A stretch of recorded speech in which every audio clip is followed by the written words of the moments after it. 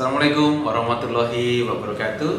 Rekan-rekan, Dadi Timar kembali menyapa penjenengan semua yang menyaksikan konten Dadi Timar saat ini. Saya selalu berharap semoga rekan-rekan yang menyaksikan konten ini senantiasa dirahmati oleh Allah dan mendapatkan manfaat dari apa yang saya sampaikan. Baru saja saya datang dari salah satu kecamatan. Kemudian di kecamatan tersebut kebetulan ada kegiatan dialog dengan kepala desa, sekdes dan bendahara atau kawan keuangan. Ada salah satu pertanyaan yang belum sempat saya jawab karena waktunya sudah habis. Jadi karena ada kegiatan berikutnya, maka saya izinkan menjawab untuk pertanyaan sesuai dengan janji saya pada kesempatan ini. Ini terkait dengan masalah pembiayaan dalam pembuatan RAB atau RAB, khususnya untuk RAB kegiatan fisik. Kita tahu rekan-rekan bahwa dalam kegiatan fisik selalu ada biaya umum ya. Biaya umum ini besarannya kurang lebihnya 6% dari paku anggaran keseluruhan. Jadi kalau misalkan anggarannya misalkan 100 juta untuk rapat beton misalkan seperti itu, maka biaya umumnya itu maksimal 6% atau 6 juta dari kegiatan tersebut. Nah, biaya umum ini di dalamnya ada pembuatan penyusunan RAB. Yang dipertanyakan kemarin penyusunan RKP yang berupa perdes yang untuk bahan menyusun APBDes itu kan dibuat di kisaran Juli sampai dengan September. Nah, pada saat penyusunan RKP ini sudah muncul RAB yang walaupun sifatnya semuanya ketika perencanaan itu tentu saja menyesuaikan, tetapi dalam penganggaran, dalam eksekusinya itu pasti. Nah, jadi ini adalah perencanaan yang dituangkan dalam bentuk peraturan, tapi kepastiannya nunggu pada saat eksekusi kegiatan itu terjadi.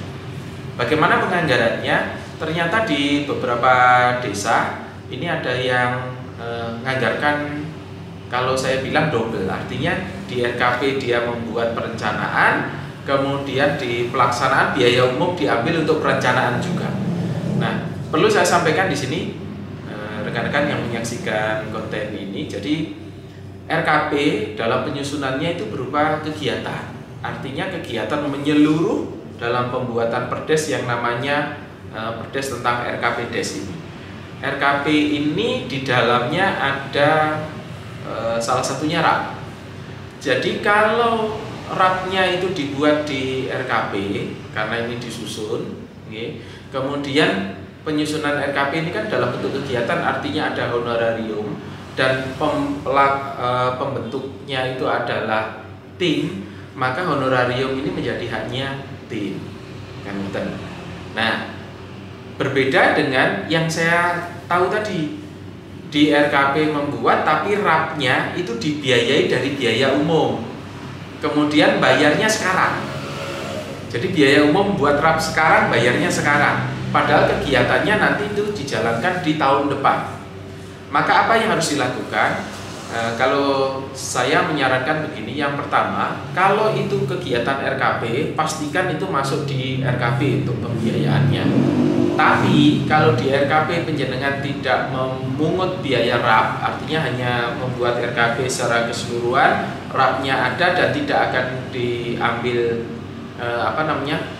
prosentase dari kegiatan yang bersumber dari biaya umum, maka jangan diambil. Caranya di RKP dibuat, kemudian pembiayaan perencanaannya itu mengambil di biaya umum, tapi pembayarannya di tahun 2024. Kalau sekarang 2023 karena disusunnya sekarang, itu eksekusinya atau pembayarannya di 2024. Artinya nanti ketika ada kegiatan misalkan rapat jalan 100 juta, di dalamnya ada 6 juta untuk biaya umum. Nah, di dalam biaya umum itu ada pembuatan RAB. Ketika pembuatan RAB itu diambil di depan, maka di sini jangan diambil lagi. Ya, jangan diambil lagi. Karena di depan ini bukan untuk biaya umum, bukan mengambil dari biaya umum, tapi mengambil dari kegiatan penyusunan RKP. Jadi pembiayaannya masuk di penyusunan RKP. Tetapi kalau penjenengan ngambilnya sekarang, kemudian itu sebagai biaya pengambilan biaya umum tahun depan, iya kalau kegiatannya ada. Ya, iya kalau kegiatannya ada, karena normatifnya biaya umum itu kan melekat dalam bentuk kegiatan. Jangan dipisah-pisah. Kegiatannya belum dijalankan tapi biaya umumnya sudah diambil, pas dijalankan biaya umumnya habis, sudah diambil di sini. Itu yang pertama. Yang kedua, ketika biaya umum sudah terlanjur diambil ternyata kegiatannya tidak ada. Kan bisa saja terjadi karena satu dan lain hal perencanaannya ternyata tidak linear dengan implementasinya. Yang tadinya membuat anggarannya, estimasinya misalkan dapat sekian, ternyata dalam pelaksanaannya ini terpaksa tidak bisa dijalankan karena anggaran tidak cukup dan tidak masuk skala prioritas. Maka yang paling aman ketika penjenengan membuat ini, kalau mau mengambil di belakang, maka maksudnya di belakang itu pada saat kegiatan, maka ambillah dari biaya umum. Tapi kalau penjenengan melakukan perencanaannya di depan, maka jangan mengambil dari biaya umum, nanti double, gitu, double. Apalagi mengambil di depan tapi sumbernya biaya umum, ngambilnya di depan, maksudnya di tahun 2023, kemudian yang diambil itu dari biaya umum di 2024, karena bisa saja terjadi nantinya di 2024 kegiatan itu tidak dijalankan. Ini butuh pemahaman bersama, makanya dalam memanai ketentuan terkait dengan apa itu biaya umum, kemudian bagaimana mekanisme penyusunan RAP, mudah-mudahan ini bisa menambah informasi buat penjenengan. Dan insya Allah kalau penjelasan saya masih belum jelas, silakan penjenengan tanya di kolom komentar, nantinya insya Allah saya akan jawab, dan kalau memang perlu ketemu nanti kita akan ketemu. Itu rekan-rekan terkait dengan perencanaan pembiayaan. Jadi kalau di depan itu masuk kegiatan RKP atau penyusunan APBDes-nya, monggo silahkan mana yang bisa diambil. Kalau pelaksanaan itu ngambilnya di biaya umum, supaya tidak double. Jangan di sini buat kemudian di biaya umum juga buat, karena objeknya satu.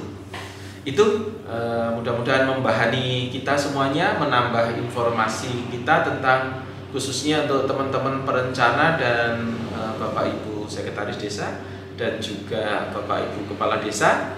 Ini paling enggak tidak terjadi lagi kesalahan karena ketidaktahuan. Ya, tidak terjadi lagi karena kesalahan ketidaktahuan dalam penganggaran di kegiatan tahun yang kita susun untuk tahun berikutnya, misalkan 23 dijalankan di 24. Itu rekan-rekan yang dapat saya sampaikan, sudah saya jawab.